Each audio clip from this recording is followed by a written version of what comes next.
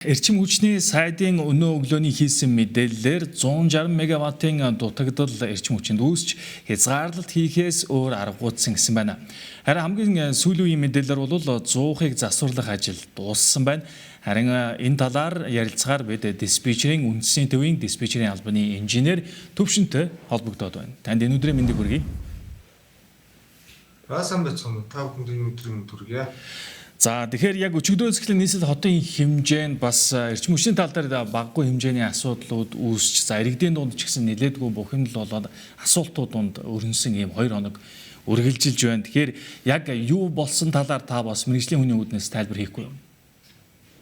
За өдөр дулааны цэцлэг станц дөрүүдээр 8 дугаар зүхний халах гадаргуудаар гэмтэл гарч зогссон. За үүний улмаас төвийн бүсийн нэгсэн сүлжээнд 100 орчим мегаваттын дутагдалд орсон байна. За үргэлжлүүлээд цахилгаан станц дээр нүүрсний чанартай холбоотой асуудал гарсан. За энэтэй холбоотой бас 100-аад орчим мегаваттын үндсэндээ ингээд систем маань 200 мегаватт орчим чадлын дутагдалд орсон. За ингээд хэрэглээ үйлдвэрлэлтийг тасралтгүй тэнцвэржүүлэх, за төвийн бүсийн эрчим хүчний систем ихэд доктортой, найдвартай хэвийн үйл ажиллагааг хангах зорилгоор за төвийн бүсийн нийт эрхлэгчдээс цэцлэг эрчим хүчний хязгаарлалтыг хийж ажиллаж байна. Энэ хязгаарлалт бол батлагдсан хөтөлбөр графикийн дагуу хийгдээд юмтай. Аваар үед ашигладаг ийм хөтөлбөрийн дагуу бид нэр ажиллаж байна гэсэн үг байна. Тэгэхээр гэмтэл гарсан тогоонд бас засвар дууссан гэсэн мэдээлэл бол ирсэн. Гэхдээ өнөөдрийн тухайд жишээлбэл энэ хязгаарлалт үргэлжилсээр байх уу эсвэл одоо өнөөдрөөр энэ хязгаарлалт ингээд дууснаа гэж ойлгож болох уу? Яг дулааны цэцлэг станц 4-ийн 8 дугаар зүхний үед өглөө шөнөдөө гэмтлээ устгаад өглөө 9 цаг 46 минутанд бүрэн ачаал авч залгагдсан байгаа. За үүнтэй холбоотой 100-аад мегаватт маань системд орж ирж байна. За одоогоор бол энэ бүрэлдэхүүн станцын тоглолттой холбоотой чадлын дутагдал бид нар орцсон явж байна. За энэтэйгээ холбоотой бид нэг 80-аас 100-аад мегаватт орчмын хязгаарлалтыг хийж ажиллаж байна. За хязгаарлалтыг бол бид нар массаар нь биш аль болох бага хэрэглэгчийг аль болох бага хугацаанд гэдэг зарчмаар буюу 1-1.5 цагийн хугацаатай 50-60 мегаваттаар сүүлжил таслах байдлаар ийм хязгаарлалтын бүтээгдэхүүнийг хэрэгжүүлээд ажиллаж байна. Бүрэлдэхүүн станцын тухайд энэ маань саяхан шинээр орсон гэж бид ойлгоод байгаа шүү дээ. Тэгэхээр тэнд бас ямар асуудал гарсан юм бэ? За энэ асуудал нь бол юм нүүрсний чанарт бол холбоотой. Өөрөөр хэлбэл ойрын энэ хэд хоногийн хүүтрэлт энэ хурд тунцны байдалтай холбоотойгоор энэ талбай дээр нөөцлөгдсөн нүүрс маань өөрөө чийг авсан, норсон гэсэн үг. Тэгээ чигтэй нүүрс маань одоо 100-ныхаа нүүрстэй чигч рүү орохоор зууралдах, гацах, төвжрэх тийм өглөрөх шинж чанарт ийм гэмтлүүд гардаг. Одоо энэ дэр бол холбогдох комиссын ажиллаад хийм болох үйл ажиллагаа хийгдэж явж байгаа. Тэгэхээр диспетчерийн үндэсний төв маань хоногийн 24 цагийн турш бас шуурхай удирдлагаар хангаж ажиллах ийм үүрэгтэй байдаг шүү дээ. Тэгэхээр энэ утгаас нь ер нь харах юм бол ойрын ирээдүйд, ойрын хугацаанд магадгүй одоо дахиад ойрын саруудад ч гэдэг юм уу, ер нь ингээд та бүхний том зургаар нь харуул яг иймэрхүү эрсдэл дахин давтагдах магадлал хэр их өндөр байна гэж үзэж байна.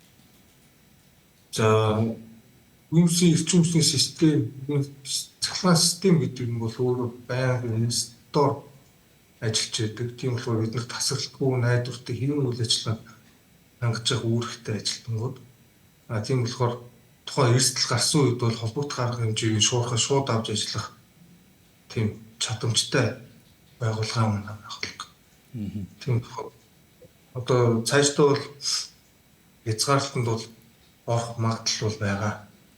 Ойрын 2-3 сартаа буюу одоо энэ өвлийн оргилчил буух хүртэл хугацаанд гэсэн. Энийг магадгүй одоо урсгал засвартай ч гэдэг юм уу шууд утгаар нь зарим нэг талаар холбож ойлгож болох уу? Яг тэгэхээр бидэнд байгаа мэдээлэлээр бол жишээ нь саяны гэмтэл гарсан тогоон 43 жилийн турш ажиллаж байгаа. Урсгал засвар хийгдэг яг бүрэн хэмжээний засвар бол хийгдэхгүй эсвэл нэмэлт тогоо бол заашгүй шаардлагатай гэсэн нэг ийм мэдээллүүд бас байна л да. Энэ тал дээр та ямар тайлбар өгөх вэ?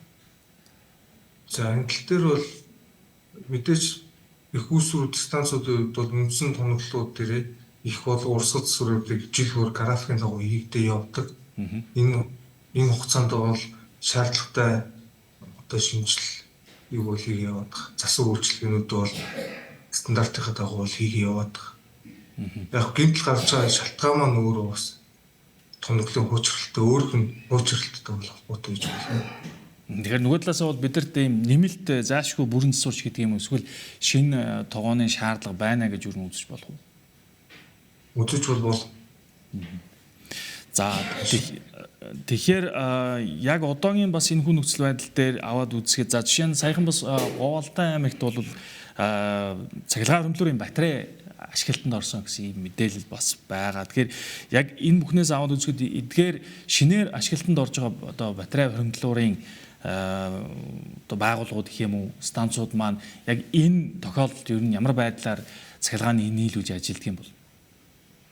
за батарей хөрөмтлөрийн систем нэгсэн сүлжээнд зэрэгцээ ажилласнараа аль нэг станцууд доголдох, аль нэг үүсвэрүүд зогсох. Энэ тохиолдлууд бол түрүүж уурхай шууд орлох үйлчлэл, орлох боломжтой их үүсвэрүүд орж ирсэн байгаа.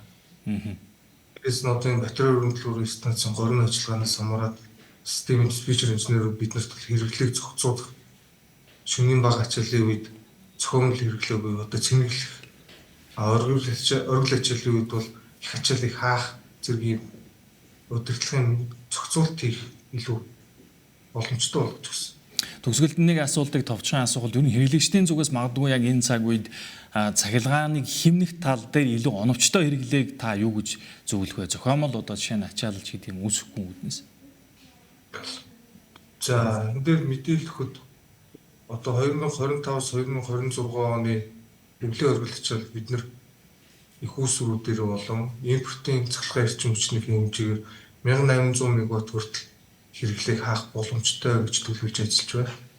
Цахилгаан эрчим хүчний хэрэглээ гэдэг маань өөрөө жилээс жилд 6-аас 7% өсөлтийг байнга үзүүлж идэг юм зүйл. Тэгээ энэ өсөлтийнхөө хэмжээгээр бид нэр их үүсвэрүүдэд оруулаад явах шаардлагатай гэдэг нэмж хэлмээр байна. За үүнээс гадна хэрэглэгчид өөрсдөө хариуцлагатай, зохистой зөв хэрэглээг хэрэглэх хэрэгтэй юм. Одоо нэг хэрэглэхээ зан үйлд бид нар бол өөрчлөлт хийх шаардлагатай. Одоо жишээ нь ашиглахгүй байгаа гэрлийн унтрах ч юм уу, оройны оргил ачааллын үед одоо угаалгын машинаас шаардлагагүйд ажилуулах ч юм уу, ийм зохисгүй хэрэглээнүүд дээр бид нар өөрсдөө хэрэглэгчдийн зүгээс ингээд дүгнэлт хийж ажиллах шаардлага. За баярлалаа, бид үүсэж байгаа цахилгаан толгойн нөхцөл байдлын талаар диспетчерийн үндэсний төвийн диспетчерийн албаны инженер Төвшөнтэй ярилцлаа.